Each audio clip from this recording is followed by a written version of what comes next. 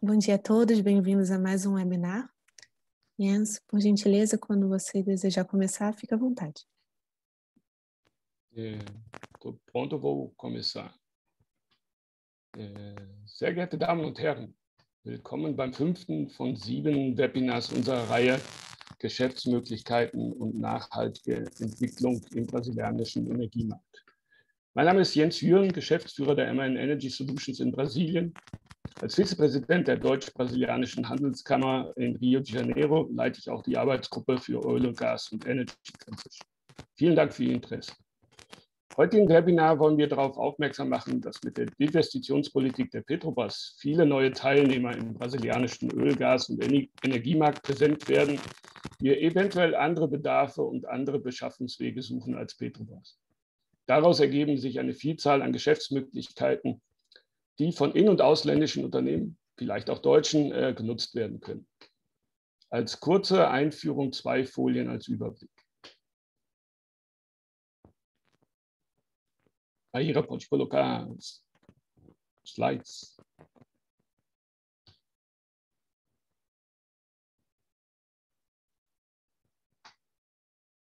Vor 2 Wochen hat Roberto Adenghi, Vorstandsmitglied der Petrobras, unter anderem einen kurzen Status des Desinvestitionsprogramms der Petrobras gegeben, was man hier auf der Folie sehen kann. Aus der die Vielzahl der Veräußerungsprozesse im Offshore- und Onshore-Bereich, im Gastransport, bei thermischen Kraftwerken und Windenergieanlagen hervorgeht. Osmo.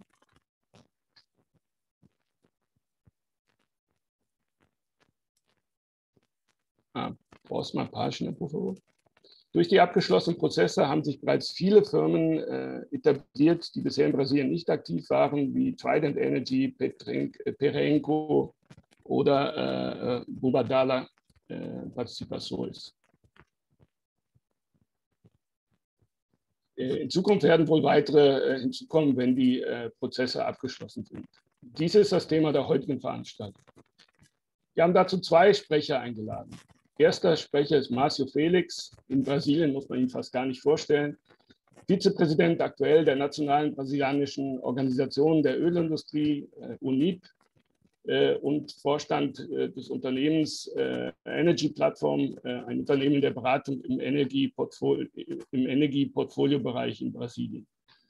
Márcio hat weitreichende Erfahrung im Öl- und Gassektor, angefangen mit seinem Universitätsabschluss in Elektrotechnik und Spezialisierung in Petroleum Engineering über verschiedene Executive- und General Management-Positionen in der Petrobras bis hin zu politischen Verantwortlichkeiten im Ministerium für Bergbau und Energie, unter anderem als Interimminister des Bereichs.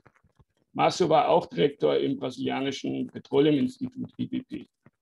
Zusammengefasst, ein in der Tat sehr kompetenter Präsentator. Wir sind gespannt auf seine Perspektive auf das Thema. Zweiter Sprecher ist ein Repräsentant der Unternehmen, die Aktivitäten der Petrobras gekauft haben. Rodrigo Pizarro ist CFO und Direktor für Investor Relations der 3R Petroleum. Graduierter Maschinenbauingenieur mit Master in Petroleum Engineering der PUC Rio, über Standardpartners in verschiedenen Positionen, also war er auch als Executive Director in verschiedenen Positionen tätig. Als CFO der Ecovix war er an der Restrukturierung des Unternehmens beteiligt. In seinem Beitrag sollen beispielhaft die Aktivitäten eines der neuen Marktteilnehmers vorgestellt werden und damit Ansätze für das zusätzliche Potenzial aufgezeigt werden. Bevor wir einsteigen, ein kurzer Hinweis. Unten im Zoom-Menü finden sich 2 Punkte, Question and Answers, Q&A und Chat. In beiden bitten wir Fragen zu hinterlassen, die wir am Ende nach den Präsentationen beantworten werden. Die Zeit rennt. Márcio, bitte.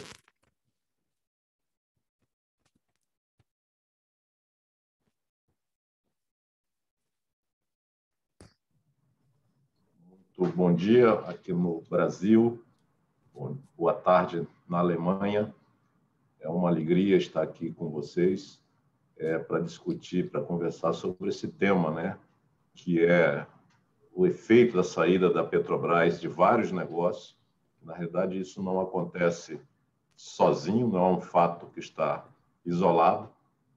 Está acompanhado no Brasil de algumas mudanças regulatórias, né, no sentido de abrir mais o mercado. O nosso órgão antitrust, o CAD, fez acordos com a Petrobras que levaram à venda de diversos ativos que foram mostrados pelo IENS agora no início. A gente vive, né, em todo o planeta, no Brasil também, um período de transição, de transformação energética. O Brasil tem uma matriz energética diversificada, relativamente sustentável, né? Se comparado com os países que formam a organização da OCDE, né, OECD, o Brasil tem uma matriz cerca de três vezes mais renovável, né? A gente tem cerca de 44% de percentual de renováveis em nossa matriz energética, e na matriz elétrica são mais de 80%. Mas o petróleo e gás têm um peso grande na economia brasileira. O Brasil se tornou um grande exportador de petróleo, mas estamos ainda começando no gás. O gás é uma oportunidade bastante nova, uma nova regulação foi aprovada depois de muitos anos de discussão, aprovada no âmbito do Congresso brasileiro, e sua regulamentação está sendo colocada em prática e a gente vê novos investimentos a caminho. Bom, a gente pode olhar na área de exploração e produção onshore o surgimento de novas companhias, como é o caso aqui da 3R, que na realidade não está apenas na área terrestre, está também com alguns movimentos no mar, mas atuando na área de exploração e produção. Novas companhias atuando. O Brasil tem um território bastante extenso e muito pouco explorado. Então, tem realmente muitas oportunidades ainda no onshore. Na média mundial, né, o petróleo está cerca de 80% ou mais localizado em áreas terrestres, mas no Brasil isso é o contrário. Então, seremos uma exceção ou não exploramos ainda suficiente o nosso território. E aqui eu não estou falando de recursos não convencionais, mas sim do convencional e da possibilidade da gente ter reservas razoáveis de gás em terra, né, como já estão identificadas, e com custo muito mais competitivo até do que o gás produzido no mar, devido à necessidade de transporte. Então, a exploração e produção terrestre é uma formadora de novas companhias de petróleo. Provavelmente, após esse ciclo, a Petrobras está vendendo ativos em terra, que deve se encerrar o ano que vem, a gente vai ter novas companhias, provavelmente algum esforço de consolidação depois dessas companhias. Então, são novos clientes, novos demandadores de serviços especializados, de soluções. Então, essa é uma frente importante. No mar também, além dos grandes recursos aí na área do pré-sal, onde a Petrobras tem parceiros, a gente tem parceiros e concorrentes, a gente tem em todas as demais bacias sedimentares offshore no Brasil, uma série de oportunidades ainda bastante inexploradas.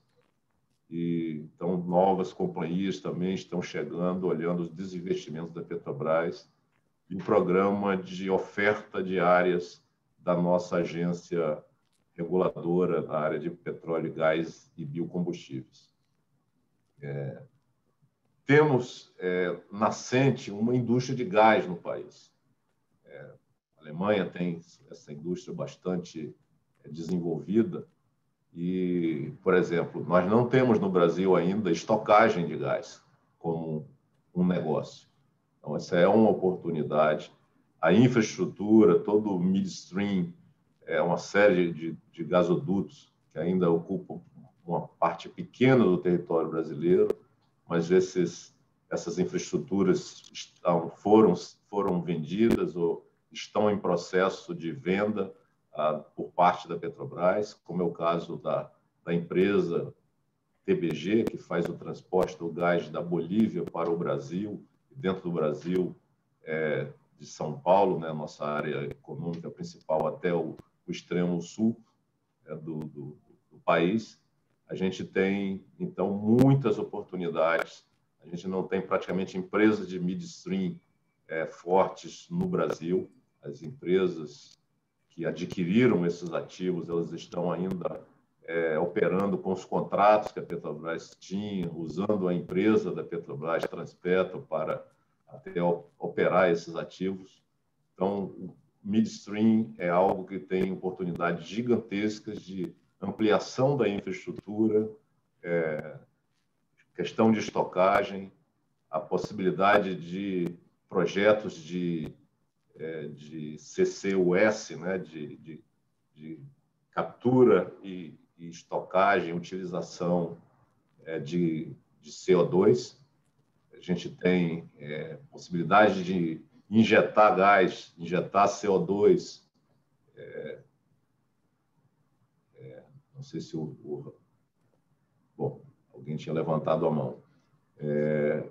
A gente tem possibilidade de estocar CO2, então, de fazer, por exemplo, produzir hidrogênio limpo, azul, chamado azul, ou mesmo o hidrogênio verde, ou um híbrido, como o Brasil gosta de fazer, misturar um pouco de verde com azul, energias renováveis com o gás natural, o gás natural com o biogás.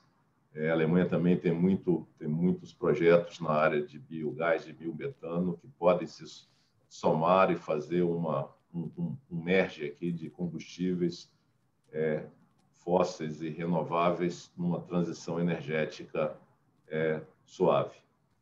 A gente tem também o setor de downstream, de refino.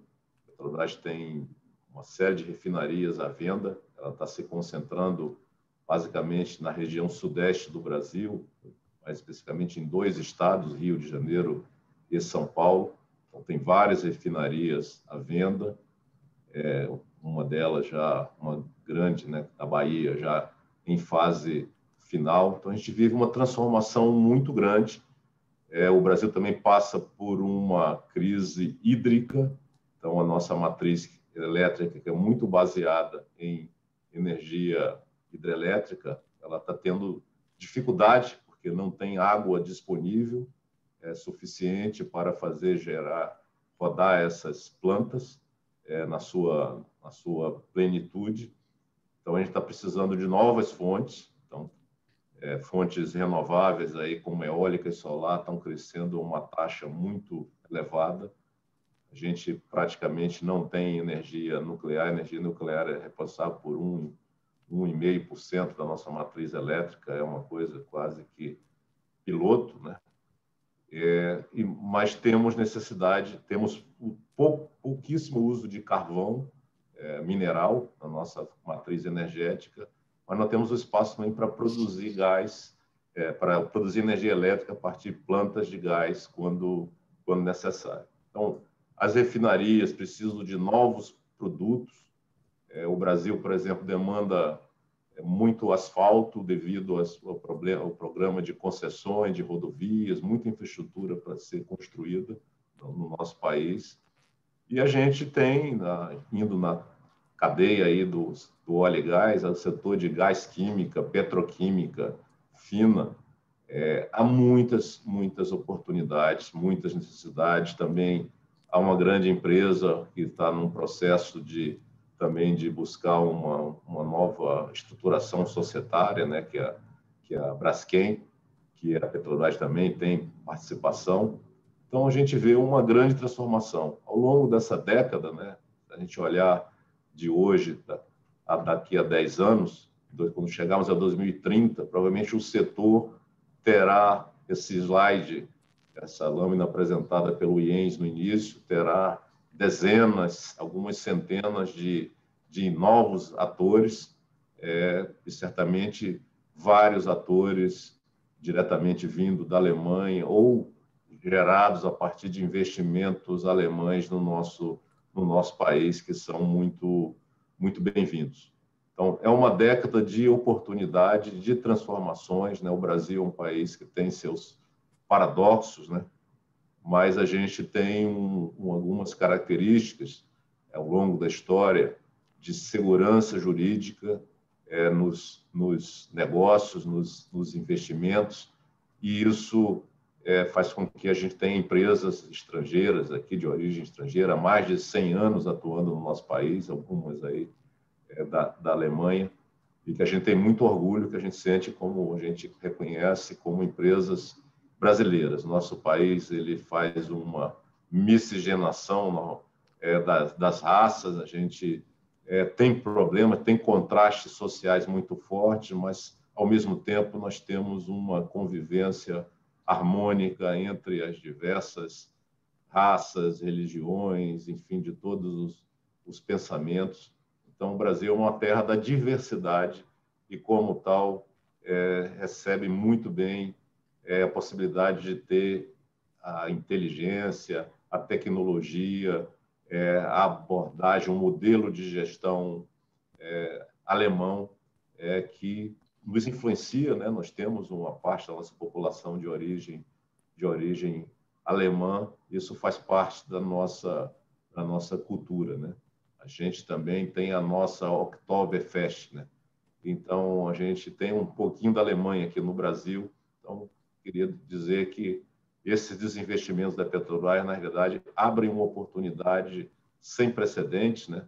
Acho que o Rodrigo aí da 3R vai poder falar que naturalmente a 3R é um exemplo vivo do que em pouco tempo uma companhia, vamos dizer, que foi lançada, já se tornou grande, já foi listada na Bolsa de Valores, já fez follow-on, então está crescendo bastante, especialmente adquirindo ativos e começando a administrá-los de uma forma, vamos dizer assim, com custo-benefício maior, tanto para a empresa como para a sociedade. Então, eu fico depois à disposição para perguntas, comentários e complementar aqui o que eu falei. Mas guardem, por favor, isso aí. Esta década que a gente está começando agora no Brasil, ela é de extrema oportunidade.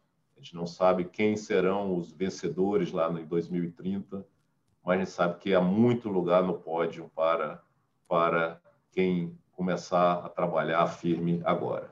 Obrigado pela atenção.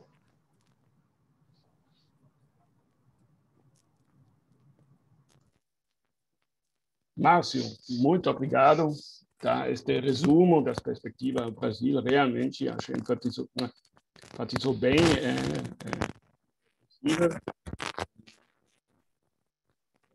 Agora, vamos para a próxima, Rodrigo.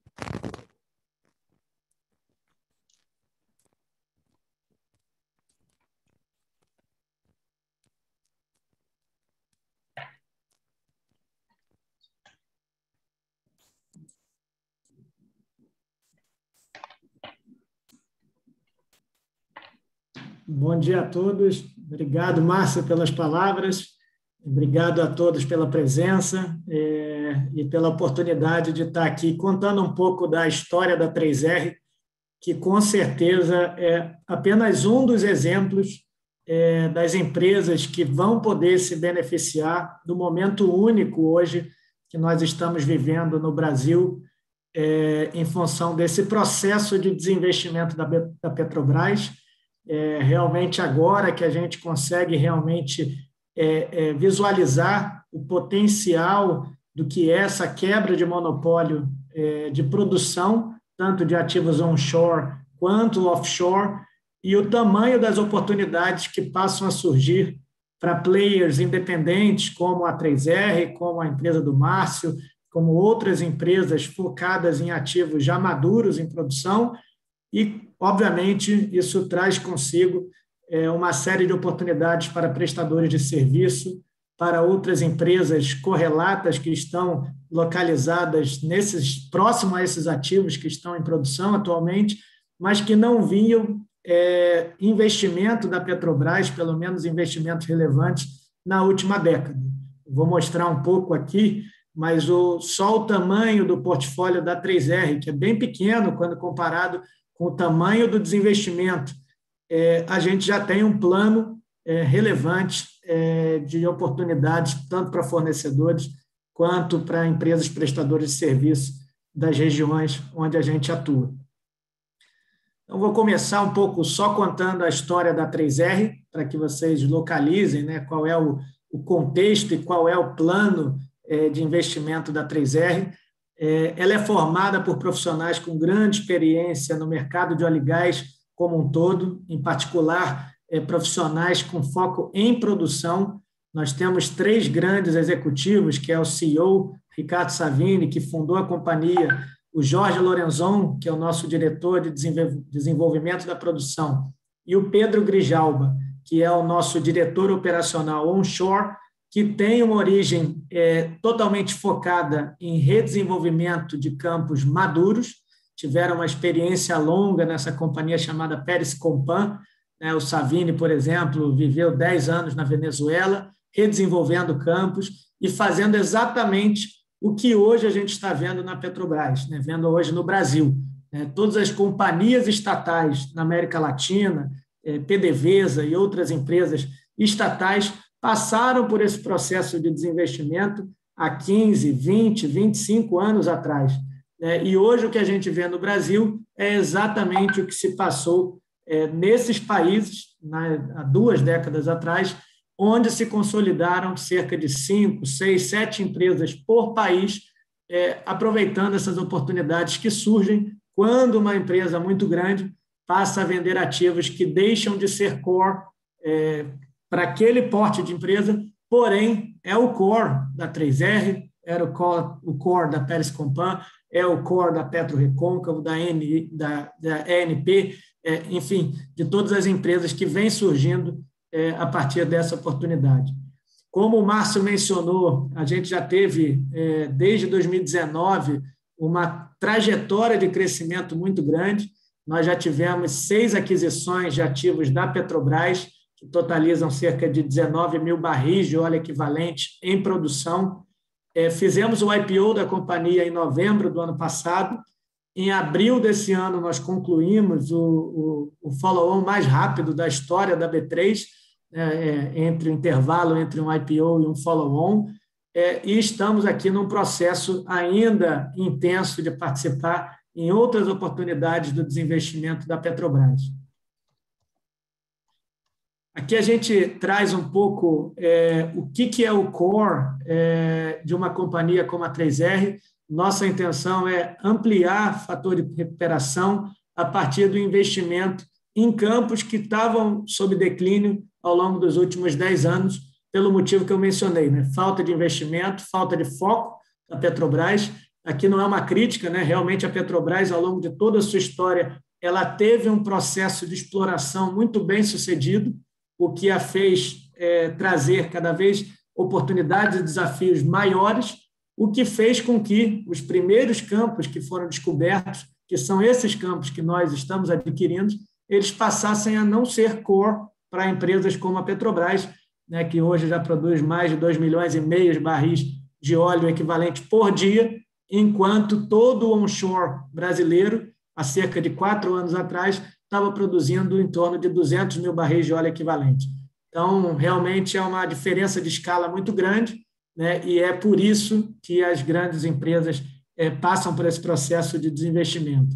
A 3R, trazendo a experiência da Pérez Compan, de todos os seus executivos na América Latina, consolidou aqui no Brasil uma das empresas que vai certamente aglomerar e trazer para o seu portfólio esse tipo de ativo que tem um grande potencial de incremento de produção a partir de algumas técnicas conhecidas mundialmente. Eu vou comentar um pouco, mas somente nesse portfólio, que tem aqui cerca de 19 mil barris de óleo equivalente em produção, que é menos de 10% do que a Petrobras já vendeu, a gente tem um plano de investimento para os próximos 5 anos superior a 450 milhões de dólares. Ou seja, menos de 10% do que tudo que a Petrobras já vendeu tem um plano de investimento certamente maior do que tudo que foi investido pela Petrobras no onshore pelos últimos 5 anos. Então, realmente, é uma questão de foco, uma questão de investimento, uma questão de trazer aqui um processo de revitalização e incremento de produção a partir de técnicas conhecidas. Aqui a gente trabalha, a gente sempre reforça que a tese da 3R é muito diferente da tese de antigas empresas que fizeram IPO no Brasil, em que o foco era 100% exploração. Aqui o foco da 3R inicial é 100% produção, até que a gente tenha escala e capacidade para, eventualmente, poder direcionar uma parte pequena do nosso EBITDA para realmente buscar ativos exploratórios. A gente inicialmente se concentrou em ativos onshore, até o momento em que surgiram oportunidades também offshore, e esse é o motivo pelo qual nós trouxemos tanto o Hugo Repsold quanto o Maurício Diniz, duas pessoas, dois profissionais muito relevantes da cadeia offshore no Brasil, cada um com a sua expertise, mas o Maurício sendo o nosso diretor operacional offshore para os ativos que estão por vir, incluindo já a Peroá, que é o ativo de gás que nós já adquirimos no Espírito Santo. Aqui a gente resume um pouco a estratégia da 3R, incremento do fator de recuperação, custo de extração bastante competitivo. No onshore, a gente acredita ter capacidade de produzir petróleo com lifting cost inferior a $10 por barril de óleo equivalente. Nós já temos o nosso primeiro exemplo, que é Macau, que produz a cerca de $6 de lifting cost, o que é um benchmarking aqui no Brasil. E quando a gente olha para os ativos offshore, nós enxergamos uma alta capacidade de repor reserva, o RRR aqui no Brasil, o Índice de Recuperação de Reservas, isso com certeza aumenta bastante quando nós trazemos oportunidades offshore já em produção e com uma capacidade de incremento bastante significativo, e com uma estrutura corporativa sólida, trazendo aqui profissionais dedicados a esse tipo de ativo. Aqui um pouco das oportunidades, como eu mencionei, a Petrobras já vendeu cerca de 300 mil barris de óleo equivalente, tem mais 200 mil barris offshore em processo de desinvestimento e mais cerca de 100 mil barris, 80 mil barris de óleo equivalente onshore em processo de desinvestimento. Então, ainda temos grandes oportunidades, isso, por enquanto, é o que a Petrobras já informou que vai desinvestir. Então, temos aqui grandes ativos maiores do que já foram vendidos até o momento, e que, com certeza, não só a 3R, como outros players onshore e offshore, vão poder se posicionar para implementar estratégias correlatas, semelhantes ao que a 3R vem implementando aqui no Brasil. Aqui um pouco só do nosso track record, e para demonstrar como, com pouco investimento, até a conclusão do primeiro trimestre de 2021, nós havíamos investido menos de $6 milhões nos campos que compõem o Polo Macau, e nós havíamos já incrementado em mais de 34% a produção total de óleo dos campos, e, basicamente, o que a gente fez até o momento foi a reativação de poços que estavam hibernados pela Petrobras por falta de manutenção e de investimento. Nós iniciamos as atividades de workover, nós implementamos e criamos uma cadeia de sistematização, de automatização dos nossos campos. A nossa estratégia aqui, basicamente, é fazer um Pareto e ter 80% da nossa produção automatizada, reduzindo, por consequência, o lifting cost e tendo uma operação muito mais segura. E, a partir de agora, a gente já começa a planejar o movimento de perfuração de poços, ainda onshore, ainda a gente está falando do cluster de Macau, mas certamente, no médio prazo, nos 2, 3, 4 anos, a gente também terá movimentos de investimento em workover e perfuração de novos poços, tanto onshore quanto offshore. Aqui a gente resume, à direita, as técnicas de recuperação e de incremento de produção em reserva. Basicamente é o que eu comentei, a gente tem investimento em facilities também, isso é algo que é relevante para o mercado e para a cadeia de fornecedores, né? Em todos os campos, ou pelo menos a maior parte dos campos que a gente adquire, a gente necessita investir no incremento da capacidade de tratamento de óleo e água, né? Isso eu acho que é básico quando a gente pensa em produzir campos maduros, né? São campos que produzem, às vezes, mais de 90% do total do que você está produzindo é água, e por isso você tem que ter uma capacidade de processamento desses fluidos relevante. Isso também acontece em offshore, nem sempre você consegue investir no incremento da capacidade de tratamento offshore, mas certamente perfuração, workover, reativação de poços parados e automatização dos sistemas são técnicas que, com certeza, não só a 3R, como todas as outras empresas que estão participando do desinvestimento, vão focar para incrementar produção e reserva desses campos que estão sendo vendidos. Então, esse é basicamente o resumo que eu queria passar aqui, para um pouco trazer a sensibilidade para todos de que realmente o mercado de campos maduros, de ativos em produção, que hoje estão sendo adquiridos por empresas independentes, trará uma série de oportunidades, tanto para o mercado de investidores, né, são novas oportunidades de empresas sendo listadas, como para fornecedores e prestadores de serviço, onde, com certeza, terão aqui oportunidade de participar desse incremento de tecnologia, de produção e de reservas nos campos onshore e offshore do Brasil. Então, muito obrigado. Estou aqui também disponível, assim como o Márcio, para qualquer pergunta e qualquer discussão que seja do interesse de vocês. Obrigado.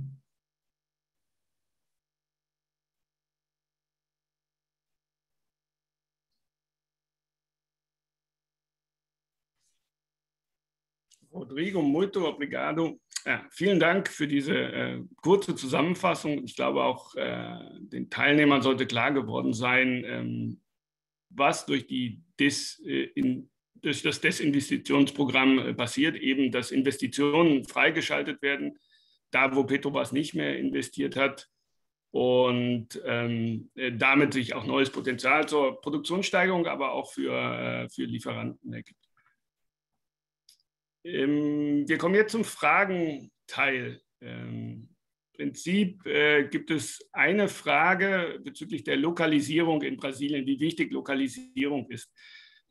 Ich würde das verbinden mit einer Frage an Rodrigo. Wir wissen und haben auch noch mal gelernt, Petrobras kauft ja heute alles über die Internetplattform Petronet ein. Das heißt, es ist, um den klassischen Verkaufsprozess zu machen, dass man sich regelmäßig vielleicht mit dem Einkäufer trifft, die Produkte vorstellt und so weiter. Das funktioniert, das braucht man heute im Prinzip mit Petrobras viel weniger als da. Man muss halt über das Internet kommunizieren, man muss die Regeln verstehen und hat damit auch als ausländischer Lieferant Chancen zu liefern, wenn man natürlich unter Berücksichtigung der Steueraspekte konkurrenzfähig ist.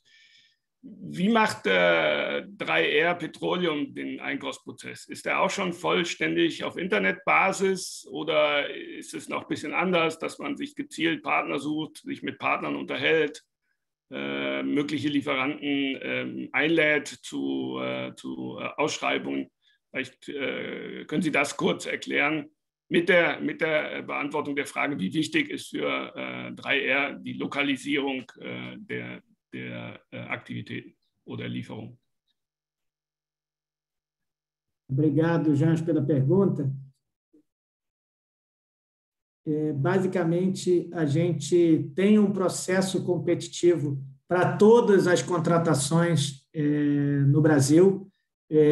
A gente tem um vendor list que naturalmente está sendo confeccionado, né, elaborado desde a criação da 3R, e a primeira operação, né, que se iniciou com a transição de Macau em maio de 2019, e, portanto, a gente não tem ainda um processo automatizado, porém, nós temos um processo totalmente transparente, né? Acho que faltou mencionar a 3R hoje, ela é listada no novo mercado da Bolsa Brasileira. E, por consequência, nós temos comitê de auditoria, todas as regras de compliance e de governança no mais alto padrão, desde o início da 3R, e nós seguimos o processo competitivo natural elaborado pelo nosso suprimentos. A gente tem todas as regras de envio de propostas no momento único, para que a gente, obviamente, tenha um processo de abertura equânime e simultâneo das propostas durante o processo competitivo, e qualquer player que tenha interesse em se cadastrar no nosso sistema e no nosso vendor list de suprimentos, o site da 3R tem todas as instruções, tem todas as indicações de como fazer esse cadastro, de como solicitar. Certamente, futuramente, nós teremos um sistema mais robusto, mais automatizado, para, pelo menos, acelerar o processo de aquisição e ainda ter maior visibilidade para o maior número de players possível do mercado. Okay, perfekt. Ich glaube, damit wurde der Weg aufgezeigt, wie man sich als Lieferant für 3R bewerben kann. Ich hoffe, dass auch genug Firmen da Interesse zeigen mit modernen Technologien, um die Recovery onshore Produktionsbereich zu verstärken. Es kommt eine ganze Reihe an Fragen auf. Ich will mal mit einer weiteren starten an Márcio. Es gibt einige, die sehr speziell für 3R Petroleum sind. Márcio, eine Frage. Como tem visto a competição dos desenvolvimentos da Petrobras? Tem percebido aumento na competição e, consequentemente, espera uma possível redução do retorno? E, combinado com isso, como a nova gestão da Petrobras, percebeu uma mudança no ritmo do desinvestimento ou isso se mostra independente da diretoria? Sim. Obrigado aí pelas perguntas, né? São perguntas que talvez a Petrobras pudesse responder melhor, né? Não tenho essa procuração em nome da Petrobras, mas o que a gente percebe que esta é uma oportunidade única, né, ao longo da história, de colocar esses ativos onshore e offshore à venda num espaço de 2, 3 anos. Então, dentro desse período, estamos aí enfrentando aí a pandemia, onde os preços do petróleo ano passado baixaram muito, mas hoje já estão num nível bastante elevado. Então, o que às vezes parece caro, num determinado momento, ficou barato, né? Como eu falei antes, o Brasil é um território bastante seguro para se produzir óleo e gás. Quer dizer, o Brasil pode exportar, tem uma segurança jurídica. Então, o Brasil tem vários desafios, mas não tem os riscos geopolíticos que alguns outros países que são grandes produtores de petróleo às vezes enfrentam ou estão enfrentando no momento. Isso nos torna um território seguro para investimentos. A competição ela tem um limite pelas regras que a própria Petrobras coloca, as exigências dos participantes. O mercado mundial, vamos dizer, financeiro mundial, às vezes está com algumas restrições com projetos na área de petróleo e gás, mas eu acho que não estão faltando recursos financeiros para isso, seja aqui no mercado brasileiro ou até alguns investimentos internacionais. E a gente está vendo ainda uma série de processos ainda em curso, que pelo que a gente ouve falar, há competição e a gente tem que esperar o resultado final desses processos e certamente os resultados que, por exemplo, que a 3R, a PetroRecôncavo, a Eneva, Inmetame e outras empresas, né? A nossa aí, pequena empresa iniciante também, mas essas outras empresas, algumas delas já listadas em bolsa, como a PetroRio, por exemplo, elas têm apresentado resultados bastante positivos e considerando já vamos dizer assim, esses desinvestimentos da Petrobras. A mudança da diretoria da Petrobras, ela, enfim, não foi só da diretoria, mas muitas pessoas se aposentaram estes últimos meses da Petrobras, não teve muitas mudanças, mas os processos continuam seguindo da mesma forma e eu acredito que eles vão ser concluídos e tudo que foi colocado à venda, né, ao longo dos últimos 2, 3 anos continua no processo de buscar um signing, um closing e aí vai acabar um ciclo, uma safra. A Petrobras já colocou muitos ativos realmente à venda e realmente não tem novos ativos. Nós teremos eleições gerais no Brasil o ano que vem, em outubro do ano que vem, e sempre pode haver mudança de orientação, mas essa fase certamente ela será concluída com o fechamento desses negócios todos que estão na praça, do upstream onshore, do offshore, projetos de midstream de refinarias também, de petroquímica, termoelétricas, enfim, plantas de biocombustíveis, enfim, uma série de projetos que a Petrobras colocou à venda, que vários deles já foram concluídos, outros estão em fase de conclusão. Então, eu acredito que isso vem para ficar. E, aproveitando um pouco da outra pergunta em relação à questão de como comercializar com o Brasil, acho que exatamente o título aqui, né, que não é só a Petrobras. Então, vai mudar o quadro. Então, vai precisar, por exemplo, que tenha uma ferramenta, um aplicativo, um software, uma maneira de as empresas fornecedoras se relacionarem com os demandantes de serviço. Não pode, cada empresa tem sua maneira de trabalho, mas eu acho que vão surgir plataformas para permitir uma Petronet, vamos dizer assim, privada ou de maior acesso ao público. Então, essa é uma transformação, uma oportunidade de mercado também para quem quiser investir num produto desse.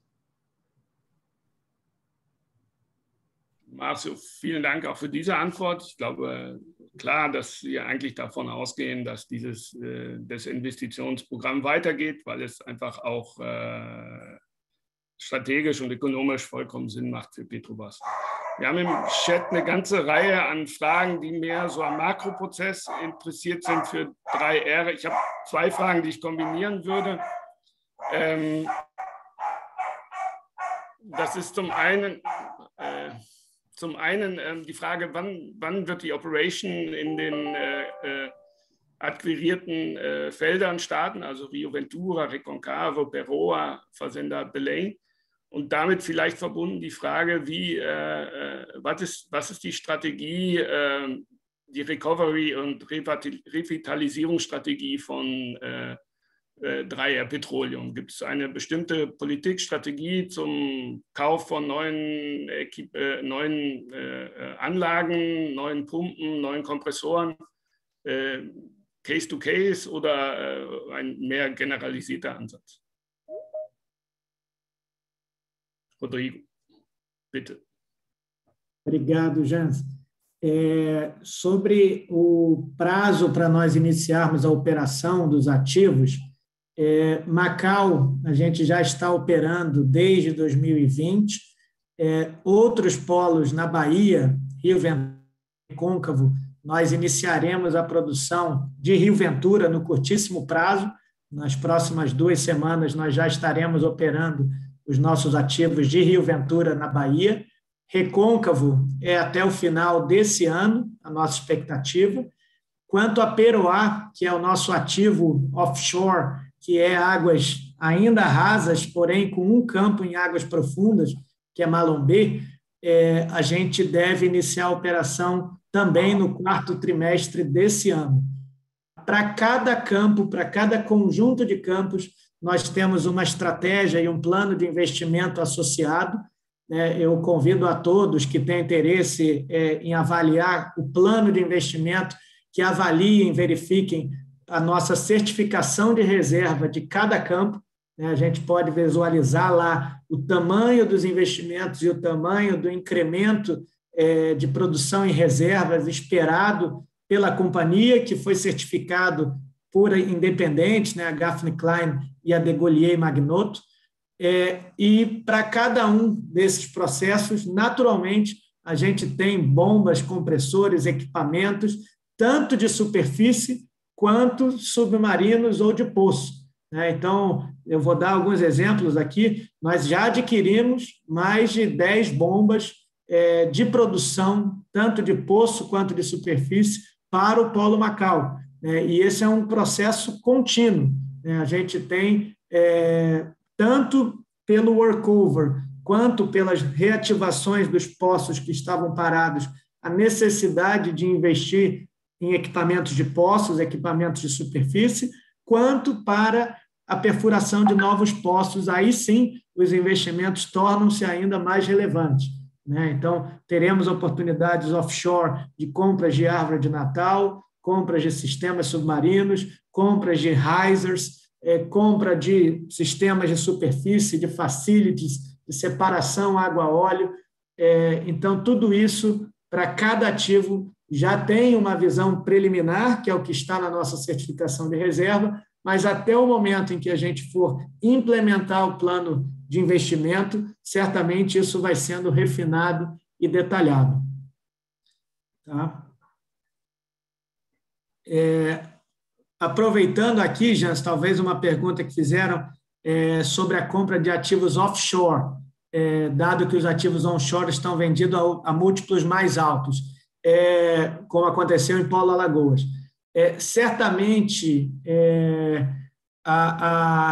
os ativos onshore tiveram uma primeira leva de oportunidades a múltiplos mais atrativos. No entanto, atualmente, alguns conjuntos de clusters que estão sendo vendidos, eles têm algumas peculiaridades que podem privilegiar empresas que já tenham se posicionado no passado. Então, eu vou dar alguns exemplos, mas ativos onde há uma necessidade de investir e injetar vapor, naturalmente você precisa de uma fonte de energia. Quem vai estar mais bem posicionado para adquirir esses ativos onshore são empresas que conseguem obter fontes de energia, em geral o próprio gás, como uma mercadoria que pode ser utilizada como centro de custo e não tendo que adquirir de terceiros. Então, só para resumir e dizer que nós ainda enxergamos boas oportunidades em onshore de ativos relevantes que podem trazer valor, seja para a 3R, seja para outras empresas, mas a gente espera, sim, ainda ter a oportunidade de capturar pelo menos mais um ativo desses que estão em processo de desinvestimento onshore. Quando a gente visualiza oportunidades offshore, entendemos que o mercado ainda é menos competitivo, por algumas peculiaridades do mercado brasileiro. Mas uma delas é de que, para você participar de um processo de desinvestimento de campos em águas que não sejam rasas, águas já medianas ou águas profundas, naturalmente você precisa ter capacidade para se habilitar como operador A perante a ANP. E isso já restringe bastante a competitividade. São pouquíssimas as empresas, tirando as majors oil companies, que possuem esse carimbo de operador A, e hoje a 3R já possui esse carimbo, é uma empresa já habilitada, que já é operadora A, e por isso nós visualizamos uma competitividade menor ainda em ativos offshore, sobretudo ativos que foram negociados no período de pandemia mais intenso. Então, ainda há um resquício de ativos que foram bidados, em que o bid aconteceu há cerca de 6, 8, 10, 12 meses atrás, que estão em processo de negociação e, naturalmente, têm um poder aqui de ter oportunidades de entrada melhor. Para fechar aqui, tem uma pergunta sobre a emissão da dívida de 1,6 bilhão de reais para a 3R.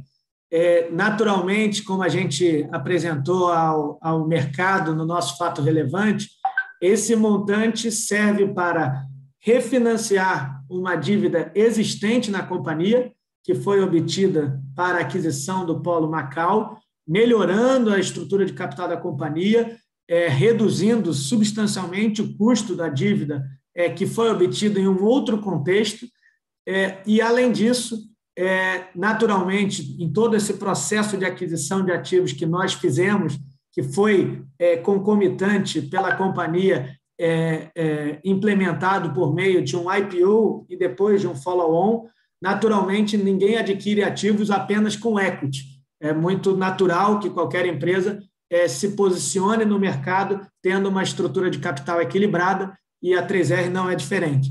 Então, ao outro montante que não servir para refinanciar a dívida existente é para a conclusão dos ativos que já estão em processo de aquisição e, parcialmente, numa escala menor, para implementação de CAPEX. Eu falo menor porque a própria geração de caixa dos ativos já é capaz de nutrir essa implementação de CAPEX que nós prevemos aqui para os próximos anos. Perfekt, Rodrigo. Ich glaube, damit haben wir die größte Anzahl der konkreten Fragen beantwortet. Ich würde gerne noch eine Frage an Márcio stellen, und zwar bezüglich der Öffnung des Gassektors in Brasilien. Es ist immer noch komisch, das ist schon die letzten 10, 20 Jahre da, dass die Gas irgendwie als neue Technologie gesehen wird. Das ist zwar jetzt mehr verbreitet mit den existierenden Pipelines, aber Gas ist immer noch teuer. Das soll sich ja ändern mit der Öffnung des Gassektors und entsprechend auch mit dem großen Gasvorkommen aus dem Pre-Salt. Die Frage wäre an Márcio, in welchen Bereichen könnten deutsche Firmen aktiv werden, die ja schon viele Jahre Erfahrung mit dem Gassektor haben?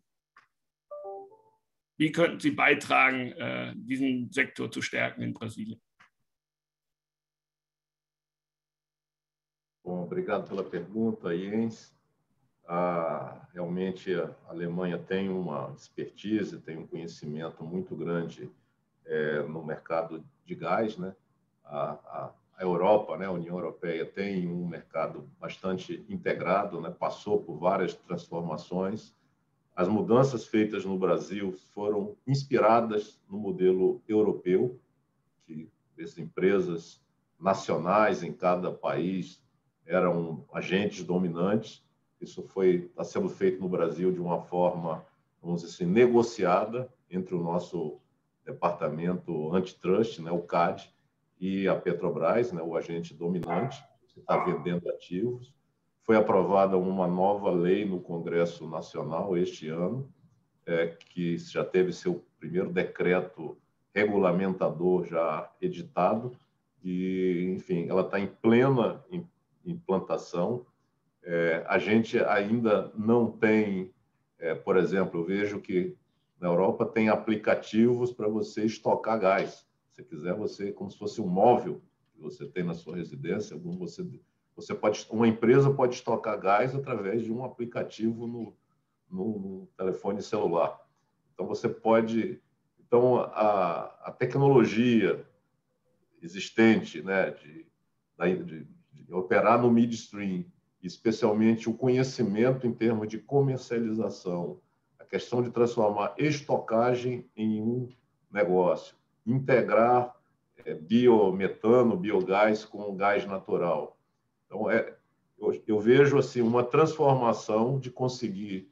A gente tem algumas reservas de gás terrestres que estão assim distribuídas pelo país, às vezes estão desconectadas da infraestrutura de dutos, mas elas estão, por exemplo, próximas à infraestrutura de transmissão de energia elétrica. Então, esse grid, né, que a Alemanha, vamos dizer, desenvolveu, integrando diversas fontes de energia, eu acho que o gás, como combustível da transição energética, permite, então, notadamente, não só na questão de equipamentos e infraestrutura, mas especialmente na gestão, na criação de um modelo de um mercado mais competitivo para que o gás tenha um preço no país que fomente outras indústrias, né? Então, a Alemanha tem grandes indústrias que fazem que fazem no setor petroquímico, por exemplo, gás químico. Então, isso aí eu acho que é onde tem a maior oportunidade no caso do gás. O gás é uma estrada aberta para ser percorrida, e quem tiver os melhores veículos aí, e a Alemanha tem muito bons veículos, né, sem fazer trocadilho, para percorrer essa estrada que está aberta, tá? Sem limite de velocidade. Então, é isso que eu vejo para as empresas alemãs no gás. É uma estrada bem aberta.